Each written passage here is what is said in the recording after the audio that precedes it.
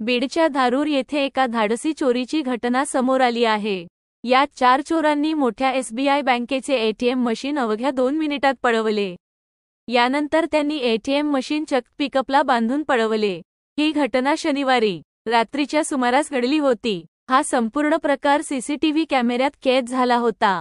या घटनेची माहिती बँक कर्मचारी आणि पोलिसांना समजताच त्यांनी अवघ्या 4 तासांमध्ये 61 किलोमीटरच्या पाठलागानंतर या प्रकरणाचा छडा लावत 21,13,700 रुपयांची रोकडही परत आणली आहे।